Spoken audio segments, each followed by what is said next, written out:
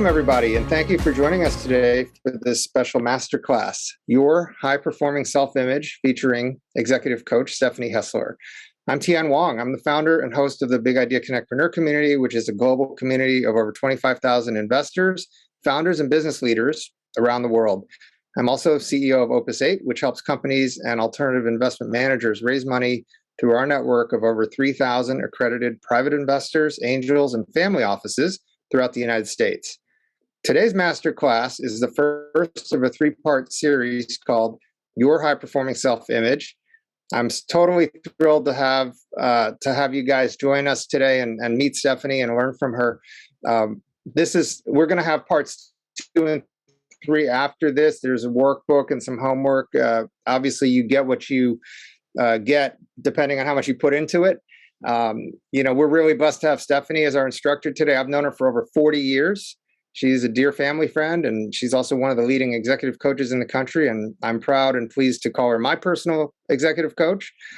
Steph is a graduate of Wellesley College. She has an MBA from the Wharton School. She has worked on Wall Street and in the financial services industry prior to getting involved in executive coaching.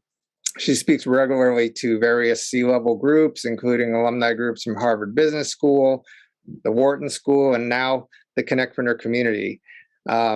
Before we get started, let's have Skylar, who is our community manager and our co-host today, put up the poll, Sky, and then after that, we can turn it over to Stephanie. Stephanie will speak for about 40 minutes, and then we'll do a Q&A. And when we do the question and answer, you can, if you feel like you can raise your hand at the time, or if you have any questions or ideas or comments throughout the initial portion of the session, you can feel free to direct message with Skylar or type your question right into the chat box, and she will moderate the Q&A after about 40 minutes or so. So anyway, again, thank you guys for joining us. And so thank you for answering this poll. We'll just give it a couple more seconds as the results are coming in. We will be sharing the results, but no one will know which answer you chose, so that will be anonymous. So feel free to put in your answers. We'll leave it up for about 10 more seconds.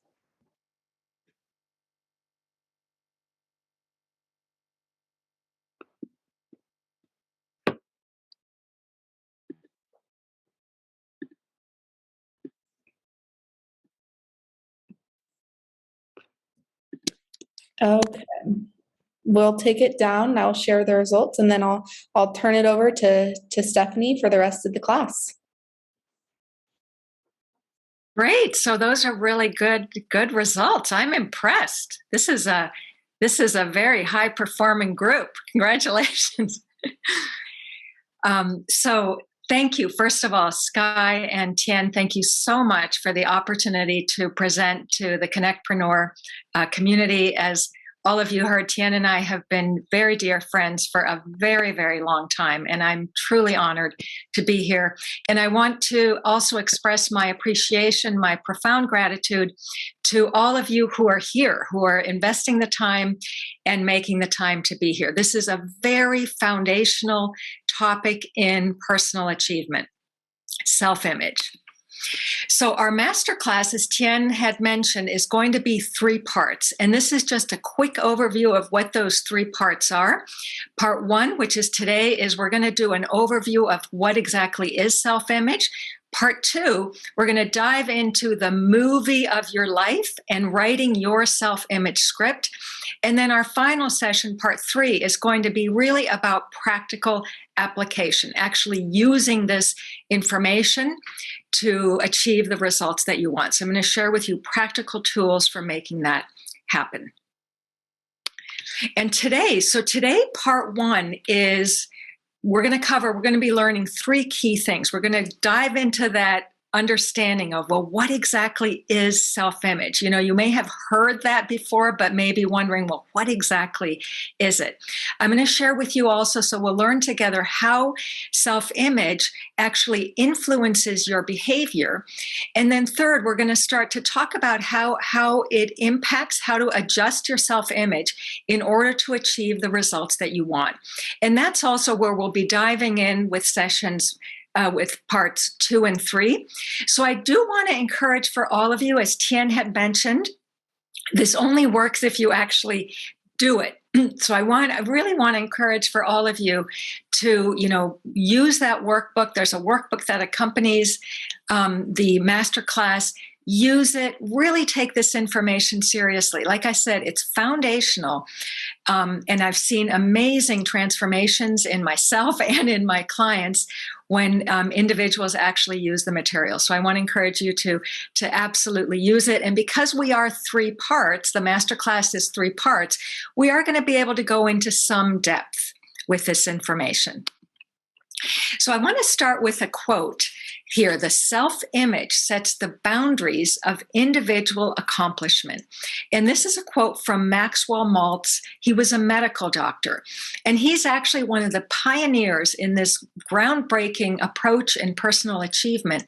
He was a plastic surgeon, a cosmetic surgeon, and back in the 1960s, his book was published, and the book was called Cybernetics. It's a book that I have studied over and over and over again. Not only is it about the science and psychology of self-image, but honestly, in my opinion, it is like an owner's manual for the mind. And the truth is that your mind is the most important part of you that unfortunately hardly anybody really teaches us about. And the word psycho-cybernetics actually is from Greek. So psyche obviously is for mind, but cybernetics is and those of you who know math and physics will certainly understand this, but it's about control systems in machines and some animals. So we'll be talking a little more about the book and Dr. Maltz. You'll see his name coming up a few times during our masterclass. So we just saw, and Sky, if I saw the data correctly, it sounds like 75% of our participants feel like they are the star of their life. Yeah, correct? That's correct. Yes. Which, like I said, is really fantastic. I am so impressed. This is a superstar group already. But regardless, right? There's zero judgment wherever you came in, wherever you feel you are, whether you feel like you are the star of your life or you feel like you're playing that supportive role, you can absolutely learn foundational information from what we're going to be talking about over these 3 weeks. Because the truth is that for many people, even those of you who do feel like you're the star of your life, often we can find ourselves showing up as an extra in our own movie, right? And that is the movie of your life. So everything that I'm going to be saying, especially the first 40 minutes, I'm going to be doing a lot of the talking. This is all about you. Okay, so even though I'm doing the talking, this is about you. So I want to be sure that you're taking notes, you're really absorbing this information. And then the most important thing is that you're reflecting it back to yourself, truly reflecting it back to yourself. Because you might be waiting for something or someone outside of you to change. But the truth about success and personal achievement is that the change starts inside of you. Okay, change has to start inside of you. To improve your outcomes, to improve your results, we've got to go inside. And that's the really important work that we're going to be doing. So as I mentioned, this self-image is foundational for improving your performance and improving your outcomes in all the different areas of your life. Business, absolutely, but relationships and the other areas of your life as well. So with your permission, I'd like to just take a few minutes and tell you a little bit about yourself, as Tien shared a little bit about my background. And when I was a college student in the 1980s, I was at Wellesley College. it never occurred to me. I mean, I never back then projected to what would it be like in 2022, right? So just the fact that we can, here we are on Zoom, we're all in different geographic locations, we can come together in a meeting. I mean, I don't know about you, but that was not on my radar at all. In fact, it wasn't even on my radar that I'd be doing the work that I'm doing. I'm not surprised that I'm doing the work that I'm doing, but it certainly wasn't on my radar. And I'm very blessed growing up in the family that I grew up in. My father was an executive with an international company, and he and my mother had a lot of shared dreams. And one of their shared dreams, we were 4 kids. I have 3 siblings. There are 4 kids in my family. One of their shared dreams was that we would all go to college. And I grew up in 6 different countries, mostly in Switzerland. And my parents specifically wanted us to come to college in the United States. So I came to college here. I did my 4 years. And after college, as Tian mentioned, I went to work on Wall Street. I ended up having most of my career in the investment business. And, fast forward to by the time I was in my mid-30s, by most definitions, I was very successful. I was considered successful. I was married.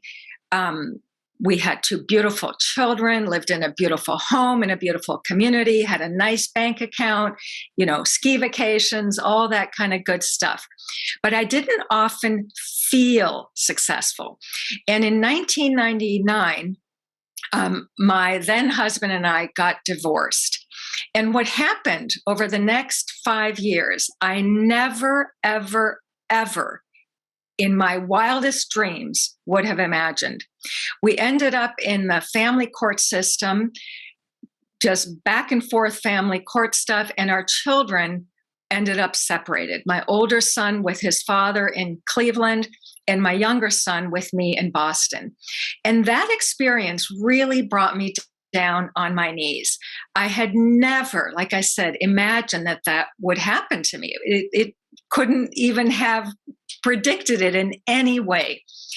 And especially because, I remember thinking, but I went to the best schools in the world. I went to the best schools in the United States. This wasn't supposed to happen to me. And I got pretty depressed. I really lost faith in life. But I got to the point where I realized, I had to stop blaming my ex-husband, blaming the courts, blaming the lawyers, and just have a good hard look at myself. And what choices had I made? What was it about my thinking and my beliefs that had contributed to this situation? So it was really a wake-up call. And it got me started on the journey of studying myself, personal growth. I studied spirituality. I studied world religions as well, just to understand myself and to understand what makes successful people successful. And I stayed in the investment business. And then fast forward to 2010, I left the corporate world and I really wanted to work for myself. And I realized, wow, it's a lot harder than I ever imagined, to be an independent entrepreneur. And so I hired and found some superb mentors. And that was the first time I learned about self-image. And I wrote my own self-image script, the script of the new me, and literally started stepping into my future. And then people started coming to me. People noticed a change in me. And in 2014, I launched my coaching business. And since then, I've had the opportunity to coach and mentor and guide hundreds of high-achieving individuals. And I want to emphasize, self-image is key. I've seen some amazing transformations, but you'll understand why self-image is so foundational to your results, right? To achieving the results that you want. So let's keep going deeper here. What exactly is self-image? Like I said, some of you have probably heard this expression, but maybe you've never really stopped to actually define what exactly self-image is. So going back to Dr. Maltz, right? So a few minutes ago, I mentioned that the book Cybernetics by Maxwell Maltz.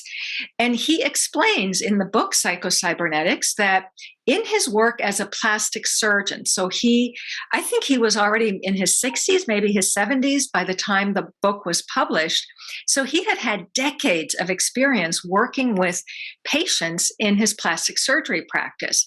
And what he found was that when he performed surgery, and often there were great changes in his patient's personal appearance, that there could also then be a great change in the person's psychological improvement, in their behavior, and their lives take off in these amazing new ways.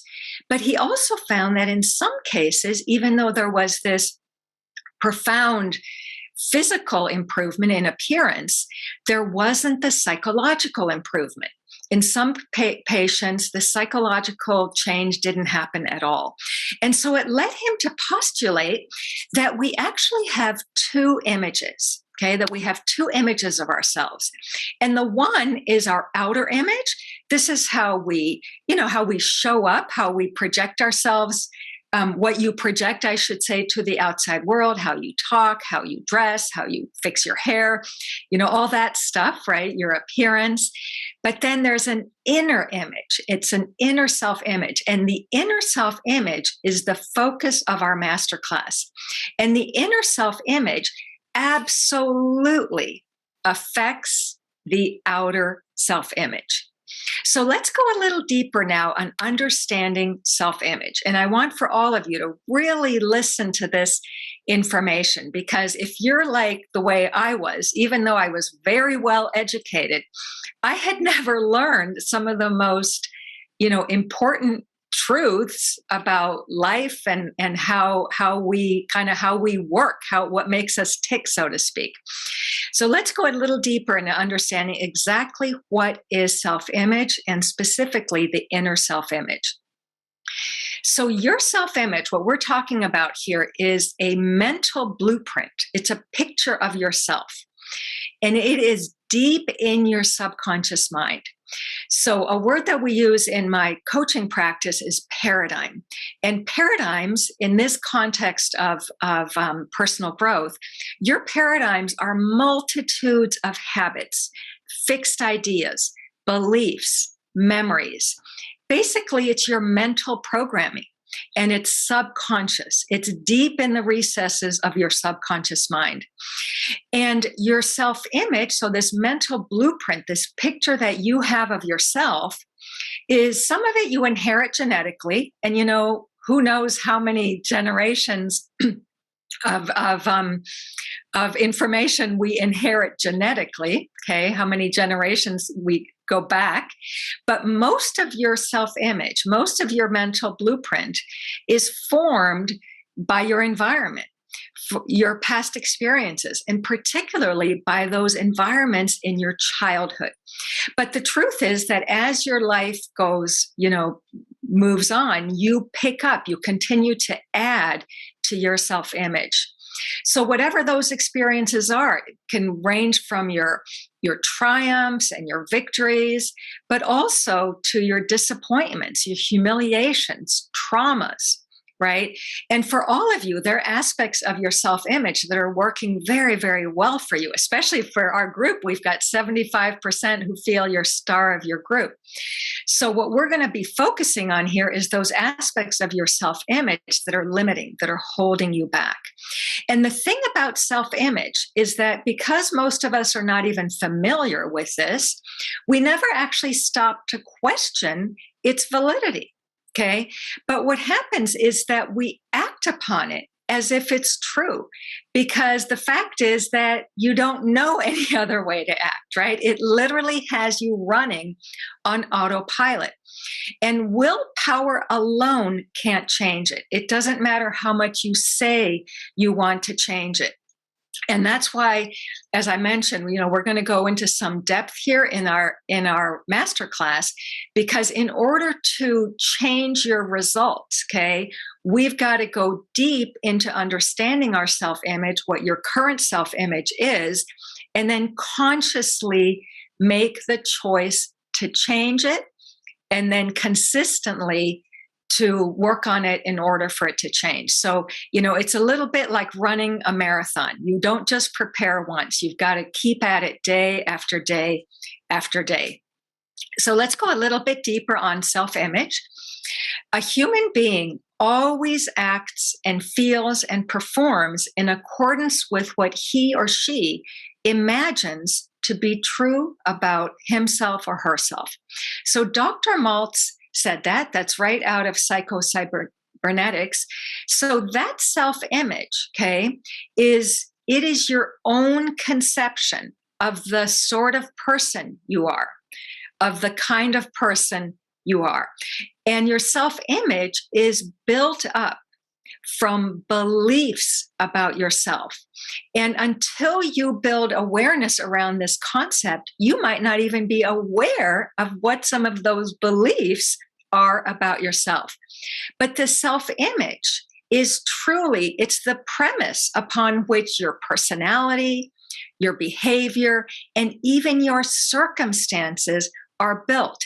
And what happens is that because that self-image is so strong, again, it's subconscious, it actually is verified by your results, by results. And so this is, for example, just thinking of like a child who sees themselves, who maybe repeatedly was told that they would never be good at something, or say never be good at math, say, just as an example, builds that self-image of, oh, I'm just not good at math. And then sure enough, the report card shows it, right? The report card just verifies it. So on this image, you may be wondering, like, what is an airplane doing in a personal growth presentation? And you see here that the title, self-image is cybernetic, What does an airplane have to do with self-image? So machines with cybernetic systems are machines, equipment that is oriented towards a target or a goal. It's got a target or a goal as a destination. Cybernetic systems are oriented to end results. So these cybernetic systems, just to give you some simple examples, are like an airplane, missile, torpedo, rocket, So let's use the example of an airplane. An airplane is a cybernetic system, and that is called the autopilot. We've all heard of autopilot, right? And the autopilot basically keeps the machine, the equipment, right? The airplane is a large piece of equipment, keeps it on track going towards its destination. So for example, on Sunday, I'm going to San Diego. So I'm very confident that the pilots are going to put the autopilot on to San Diego, And what happens with that cybernetic system is that it directs the equipment, the machinery, towards San Diego, And so when turbulence comes along, it basically course corrects its way to San Francisco. So it's to San Diego, off course, back on course, off course, back on course. So the cybernetic system keeps it on track towards that end goal in the example of San Diego. Now, we're not saying that your mind is a machine. That is not what we're saying at all. But what we are saying, what Dr. Maltz teaches us, is that your mind has this machine-like quality, that is this cybernetic-like quality, and that your mind naturally, the design of your mind is that it is naturally oriented towards a target or an end goal. So let's relate this concept of cybernetics back to your self-image. So again, your inner self-image is subconscious. It's a mental blueprint or picture of yourself, It's a picture of who you are and what your worth is, what your sense of self-worth is. And it is literally like a control mechanism that determines what comes into your life and how well you do. And your results are always a reflection of what is going on internally. And that's because over 90% of your behavior is subconscious. Okay. So most people are running on autopilot. Okay. We're not even aware a lot of the times of our behavioral choices, so to speak, because it's happening at the level of your subconscious mind. So your self-image absolutely also impacts how others see you. And just to give you an example, one of my clients, an executive in an international financial services firm, came to me telling me that she felt like she just wasn't validated and respected by her colleagues. She was a rising executive, and this especially showed up in meetings. And so we had a real close look at her self-image and realized that her colleagues were actually simply giving back to her what her self-image was putting out, so to speak, right? The sense of not being good enough, of not being equal to others. And so we worked on her self-image and literally helped her to up-level her self-image, to think of herself as the high-achieving, confident executive, and also did role-playing, right? Role-playing in imagination and role-playing in our calls. And she has had an incredible transformation, right? Because it all started with how she changed her self-image, and that in turn impacts how others see her, getting the respect and the validation that she truly deserves. But it started inside of her with her self-image and truly up-leveling her self-image. So let's talk now about how your self-image influences your behavior. Okay, and over the next 3 slides, I'm going to share with you some real simple graphics. They might even look kind of silly, okay? They're very simple graphic images in order for you to be able to understand the relationship between your mind, your body, and your behavior, and your results. And remember that your self-image is in your mind, right? It's in your subconscious mind specifically. So these images that I'm going to share with you are going to help you to understand that relationship and the role that your self-image plays on influencing your behavior, because it is very, very powerful. So this image, in the work that I do, we call this the stick person. And this is actually a concept that I learned from one of my favorite teachers in the personal growth world, Bob Proctor. And, the problem is that no one has an image of the mind. And because we think in pictures, when we don't have an image, it leaves us confused. And, that maybe that's one reason why people who are in therapy often end up staying for years, because you don't understand how the mind works. We don't have a picture of the mind. So I want you to really follow with me over these next 3 slides while I take you on a little bit of a tour of how your mind works, and again, in relationship to your body and your results. Because what this stick person does, is it gives us a picture. Okay? It gives us a picture. And of course, picture gives clarity. So what you see here, the stick person, looks like a big basketball and then a smaller circle in the body. This is every human being. The bottom line is we are all the same. And the reason the body is so small relative to what we see here as the head is because the body is merely an instrument of the mind. In our world, we tend to be so habituated on outside appearances that we tend to focus on the body. But let me just emphasize that it's your mind.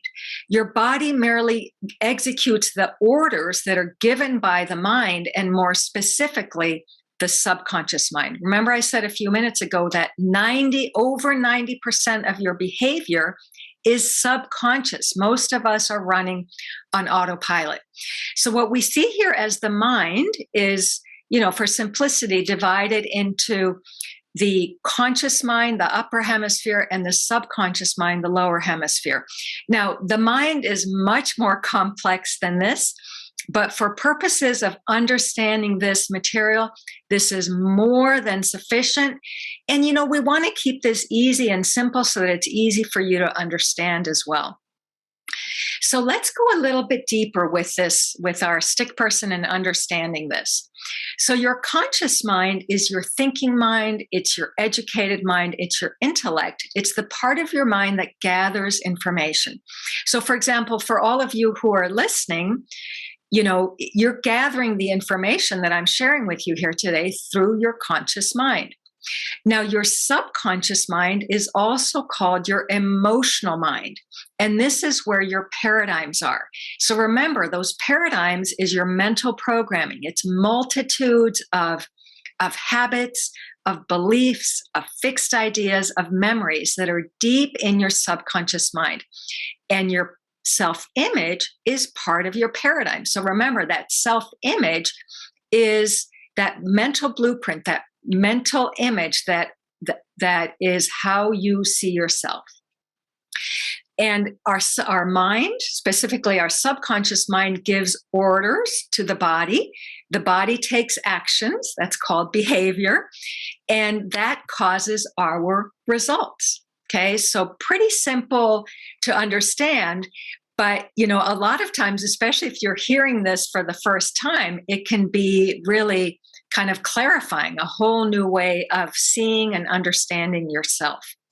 So if you want to understand what your paradigms are and your self-image is, you have only to look at your results, right? Because our results don't lie. Our results always tell us the truth. And like I said, I'm sure for all of you, you have aspects of your results that are working really well for you, but it's those aspects of our results that we know we can be doing better, right? Where we can show up as even more of the star of our life, where we want to do that self-image work in order to continue to grow and improve ourselves. So self-image, remember that self-image is deep in your subconscious mind and it's part of your paradigm. Now, there's one more thing that I want to share about the way your mind works, your conscious mind and your subconscious mind, that is really, really important. And it's going to be even more important once you put the tools that I'm going to share with you into application. So in part 3, in our third and final session of the masterclass, I'm going to share with you the practical application, how to actually make this work in your life. And one of the important things that you have to understand is about working in harmony with the way that your mind works. So we've learned from Dr. Maltz that your mind is naturally goal-oriented. That is the way it's designed. It's got to have a goal target, okay? And that key goal image is your self-image. So that's one really important thing. We'll come back to that again in a few minutes. The other thing that's really important for you to understand, and I want you all to write this down because this is critical information. At the level of your conscious mind, okay, so at the level of your conscious mind, you can accept or reject information. I mean, some of you listening to this might be saying, oh, this is really interesting. I want to learn more. That means you're accepting the information, okay? Other people might be saying, well, this is not for me. I don't want to learn more. I certainly hope that's not the case, but it's to emphasize at the level of your conscious mind, you can accept or reject information. Now, that doesn't mean that you actually use that ability to accept or reject, right? But you have that ability at the conscious level. Your subconscious mind works in exactly the opposite way. Your subconscious mind cannot reject information. It only accepts. It only accepts information, and particularly information that it receives with emotion, where there's an emotional charge. So just to use the example of a child again, okay? So if a child is repeatedly told that they're a failure, they're not good enough, whatever, that's, it comes with emotion. That becomes planted in the fertile soil of the subconscious mind. The child accepts that information, right? Like I said about the self-image, we don't often stop to question the validity of what we accept into our subconscious mind, into our self-image. And so it becomes part of your subconscious mental programming. The other thing about your subconscious mind that's really important for you to understand for the practical application of what we'll be learning here is that your subconscious mind can't tell the difference between what's real and what's imagined. So whether you're experiencing something really truly in the world or you're experiencing it in imagination, either way, your subconscious mind is accepting it as real. And so we want to learn to work with that to the benefit of planting your new up-leveled self-image into your subconscious mind, that your subconscious mind can't tell the difference between what is real and what's imagined. The goals that our own creative mechanism seeks to achieve are mental images or mental pictures. And the key goal image is our self-image. So Maxwell Maltz said that, and what he's saying here is by creative mechanism, he means our mind. That's what he calls, sometimes he refers to the mind as the creative mechanism. So let's read that again. The goals that our own mind seeks to achieve are mental images or mental pictures. And the key goal image is our self-image. So just like a cybernetic machine, like an airplane, okay, is goal-oriented towards a destination, okay, so like the flight I'll be on Sunday is goal-oriented to San Diego, so is your mind, so is your creative mechanism, okay? It is naturally goal-oriented. That's how it works. That's how it's designed, right? That is whoever, God, the universe, the way we are designed is that your mind is naturally goal-oriented. So if you don't consciously give it a goal image, which is your self-image, if you don't consciously give it the goal image, the self-image that you want, unconsciously, your creative mechanism, your mind, is going to default to whatever your subconscious self-image is. Okay. And this is really, really important. And that's why we're here together over these 3 weeks to actively create our up-leveled self-image and to break any negative patterns and give our subconscious mind that goal image that really is the winning self-image, right? For those of you who already are the stars of your life, we want to strengthen that even more. And for those of you who are feeling like, you've been you're playing the supporting role in someone else's life, this is going to be really important for you to really reverse that, right? To create a whole new up-leveled self-image for yourself. So in the workbook, there are a couple of questions for self-reflection, and I do want to encourage all of you to do those questions. And the first question is, what are your results telling you about your self-image? And then the second question is to just reflect on what are 3 limiting beliefs that you hold about yourself. For me, I don't know what's happening. Okay, so those are 2 questions for yourselves. And the bottom line is that for you to grow, right? For you to grow and really benefit from the information that I'm sharing with you, it's going to require that dedication and attention and discipline. And I want you to really do these, the workbook exercises for yourself so that you can have a very, very objective look at yourself.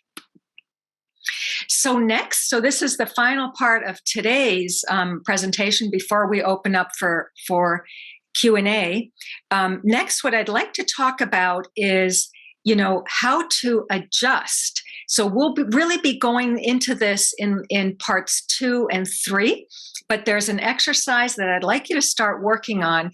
And so I want to just give you a little bit of of a preview, so to speak, as we begin talking about how to adjust, how to up-level your self-image in order to get the results that you want. Our self-image prescribes the limits for the accomplishment of any particular goals. It prescribes the area of the possible. So in other words, whatever your current self-image is literally keeps you boxed in. Okay, you heard my earlier quote where I said self-image defines the boundaries of your personal achievement.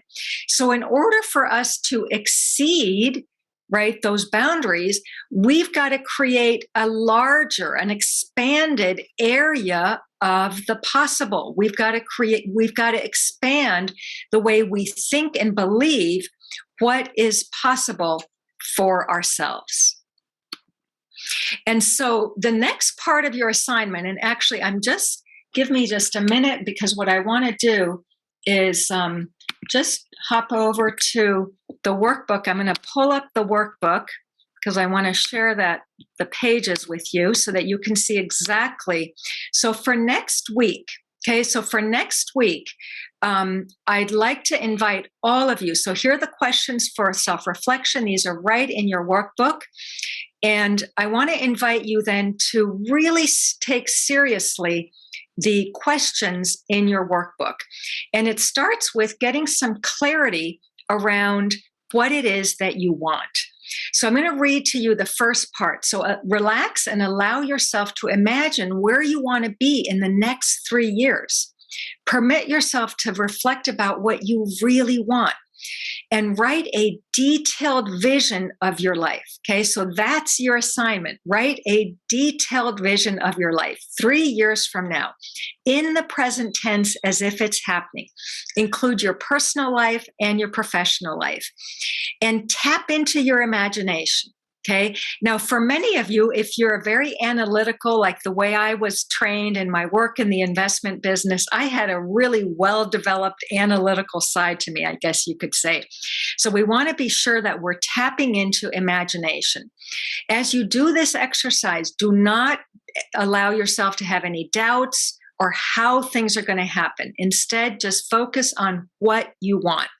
And if for now you're just doing a simple vision, do what you can, but it's really important to allow yourself to dream. The second part of the assignment is to get clear about what you want. So 2 goals that you want to achieve in the next 12 months, and to identify some bold, meaningful goals. So 1 professional goal and 1 personal goal that you want to achieve in the next 12 months that's going to move you in the direction of your vision. And your goal should be something you really want. You haven't achieved it yet. It comes from inside of you, and it might kind of scare you, but it's something that you really want. And same thing. Do not entertain doubts or concern about how you're going to achieve your goals. Write what you want. And your goals should be really steps that move you in the direction of achieving your vision. So I'm going to go back to our presentation now as we just wrap up and open up for Q&A. And again, I want to emphasize for all of you to do this work, do it the very best that you can, and we'll come back next week and I'll be very curious to hear your insights. So the way this works is that in our next steps in part 2 and 3, and it's so important that you do the assignment for exercise 1, because in order for you to up-level your self-image, to create that new image for yourself, you've got to first know where you're going. Okay. And the way this works is that you become the future you now. Okay. So we'll be working on this in parts 2 and part 3. For our next time, I want you to really work on the questions in your workbook, questions for reflection, and the part 1 assignment. And then when we come back, I think it's March 25th that we come back, we'll dive into part 2, which is the movie of your life and your self-image script. And literally, your self-image script is the script of the future you. Okay, it is the script of the future you. You define your own life. Don't let other people write your script. Okay. So we're here together to truly be the stars of our life, step into our power, and work in harmony with the way your mind works. I love the way Dr. Malt says your mind is designed as a creative mechanism. It is designed to help you succeed. So just quickly wrapping up before we open up for Q&A, we have covered up. I just lost my screen there. We've talked about what exactly is self-image. We've talked about how it influences your behavior. And then I've given you your first assignment is that for you to get clear about the vision that you want for your life 3 years from now, where you want to be in 3 years, and then more specifically, a personal goal and a professional goal that you want to achieve in the next 12 months. Really important to understand where you're going in order for us to be able to do that important work of creating the script of the future you, the person that you'll start stepping into. So happy to open it up now for Q&A. Awesome. Thank you so much, Stephanie. What a great masterclass this morning. We'll start with the first question that says, life gets busy a lot. How do we get to put ourselves in the state where we can think and create this mental blueprint of our self-image? What are the best practices you have seen? Oh, that's a really, really great question. Well, so first of all, yeah, life does get really busy. And, some of the most foundational truths about life, we don't work. So we don't learn, I should say. So I want to, first of all, applaud you that you're here. Okay. You are here. So the most important thing you are doing to change that self-image is being here. And I would say the next thing is to really commit to do the work over the next 3 weeks of the information, really take the workbook seriously. And then what I'll share, especially in our session 3, is that I'm going to share with you techniques, tools that you can use in order for this to actually help you in your transformation. And one of the most important ones is repetition. And we know this also from neuroscience, that habits change at the level of our brain, literally through repetition. So one of the most important things is repetition. Just like great athletes train every single day, for the marathon of your life, you've got to be training your mind every single day. And in our 3rd week, I'll be sharing some practices for that. So please do come back. Great. Thank you.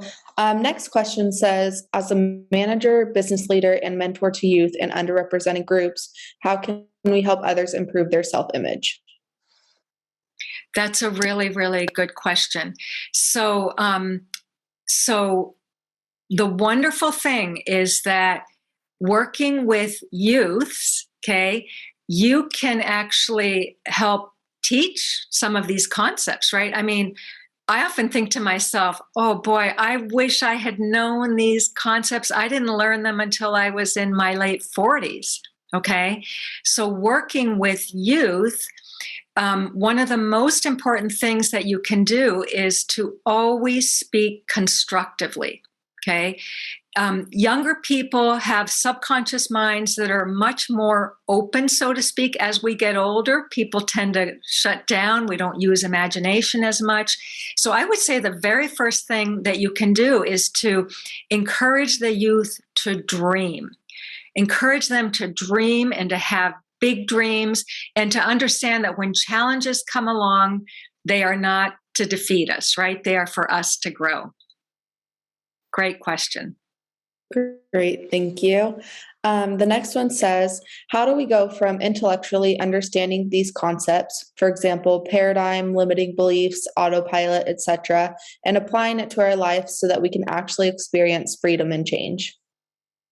That is such a great question and such an important one, because for so many people, you go to seminars, you read books, you watch YouTube videos, and you understand the information intellectually, but you don't actually see the change in your life. So couple of things. One is study. You have to study. I cannot emphasize how important that is. So here's my copy of the book, Cybernetics. Okay. I have read this book 4 times and I go back to it regularly. And the reason study is so important, and by the way, you don't have to read the book 4 times start to finish, okay? But the reason study is so important is because you go back to these concepts. And I want to just emphasize, Tian and Sky, I think this is recorded, right?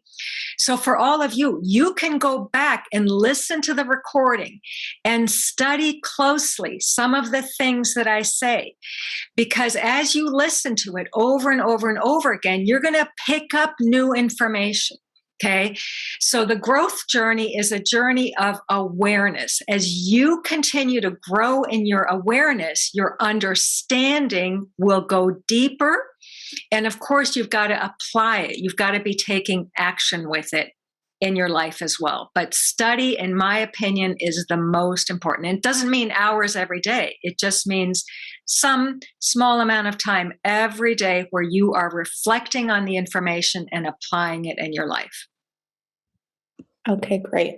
The next question is, you mentioned limiting beliefs of people around you creating a negative self-image. What do you do when there are people you can't get rid of? How do you deal with them? Yeah. I mean, that's hard, right? When we've got really negative people around us. So, and that happens a lot of time, not only negative people, but we also get negative images on the news. Right.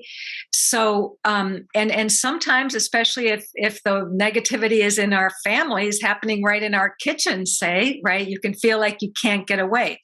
So this is where, and we won't actually be talking about this during our masterclass. We just don't have the time to go through it in depth.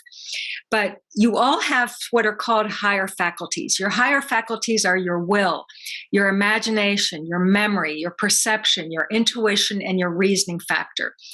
And with your higher faculties, when you learn to use them effectively, okay, everyone has higher faculties. The problem is most people haven't developed the muscles of our higher faculties.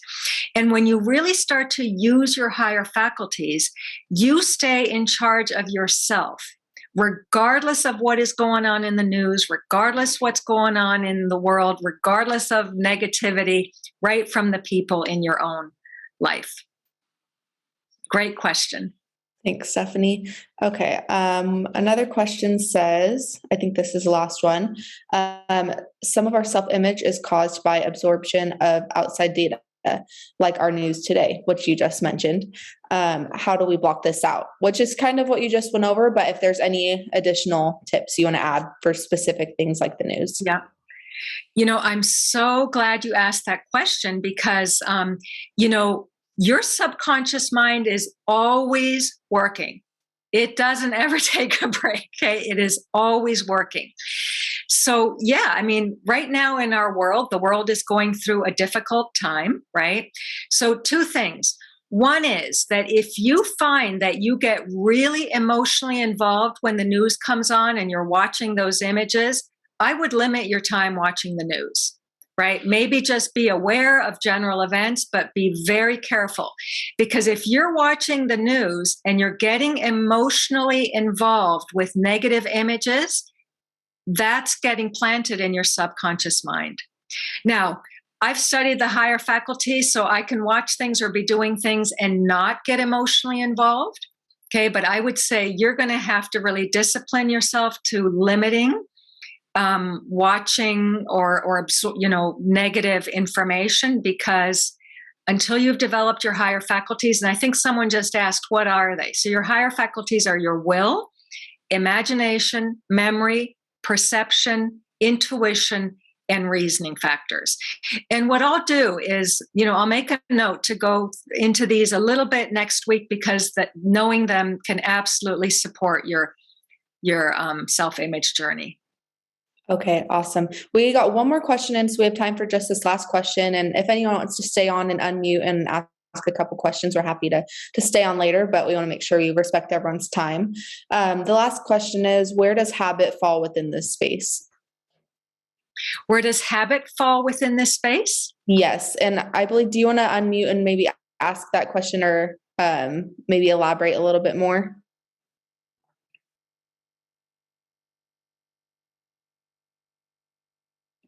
I see him looking to unmute. There we go. Yeah, so I was just curious, like, where does habits really particularly fall within, painting the mental pictures, regard studying or repetition and all?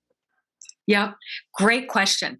So habit, right? So habit is part of your mental programming, and habits are basically unconscious behaviors, right? Unconscious patterns. So they're deep in the recesses of your subconscious mind.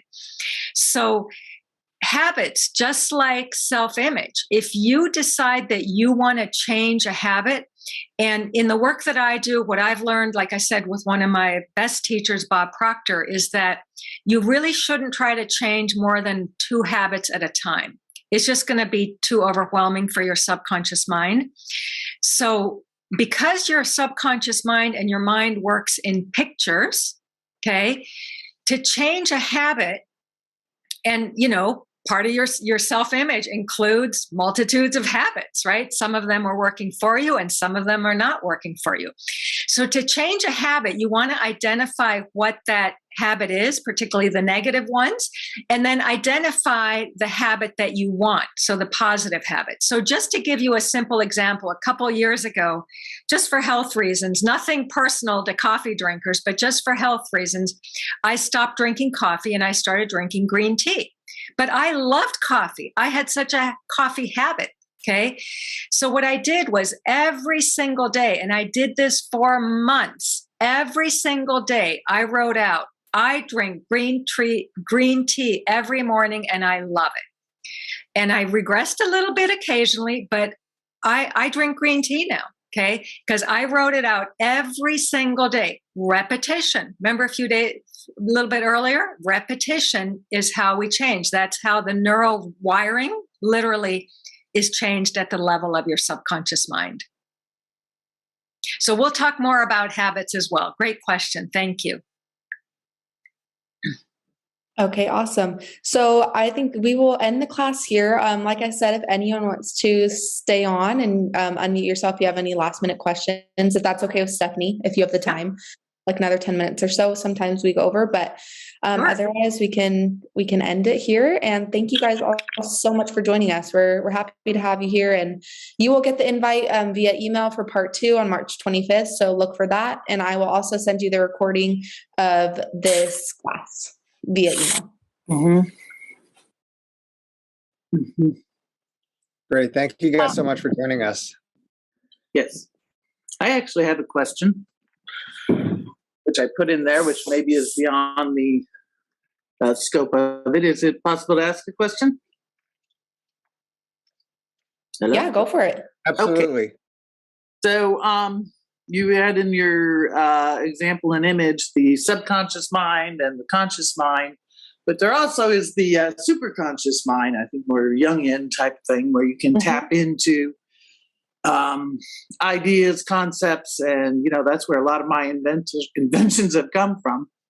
And that actually, I think, can influence both your conscious and subconscious mind. Can you speak to that at all, or is it that part of the class that you're discussing? Yeah, so that's a really, really great question, and it sounds like you probably are pretty advanced in understanding some of this information. Yeah, because we all have the superconscious, and the way I define it is kind of this higher self. I like to think of you that it's that maybe more spiritual side of you. It's tied in with what we call infinite intelligence, right? The creation, so to speak. So we won't actually be going into that on this particular class, for the simple reason that we just won't have the time.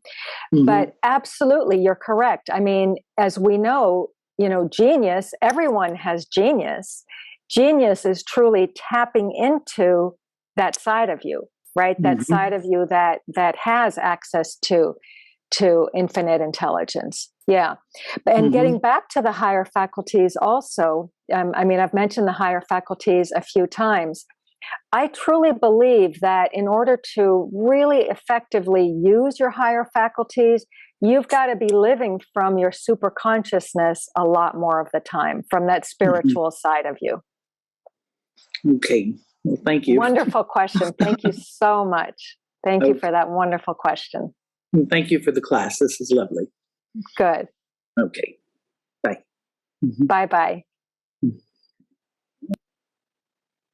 Anyone else? Any last questions? Areas of Stephanie, clarification? I have a quick question. How does faith and kind of beliefs that you have as part of a religion play into the subconscious mind, your self-image, and all of that?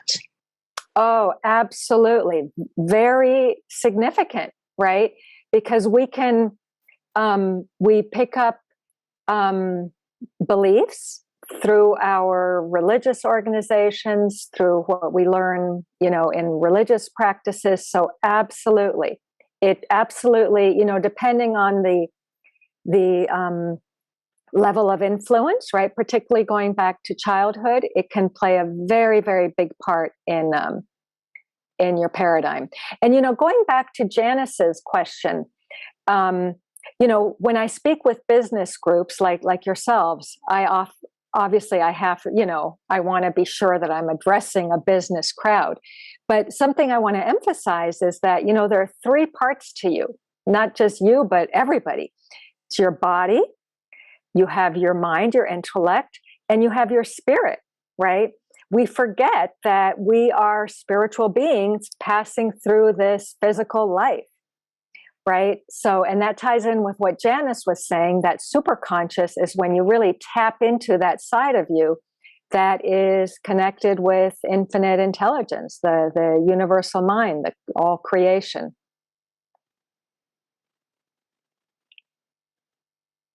And Esther, I think that as you go through some of the exercises in the workbooks, you'll be able to also reflect back to yourself, some of those things that maybe you've picked up from environment or even, through our religious influences that may be limiting, right? Certainly some of it is very positive and empowering, but we can also end up picking up limiting beliefs. Thank you. Mm-hmm. So glad you're here. Anyone else have any questions? It's the last chance. Okay, awesome. With that, we will end the class, and thank you guys. We hope to see you on March 25th for part 2.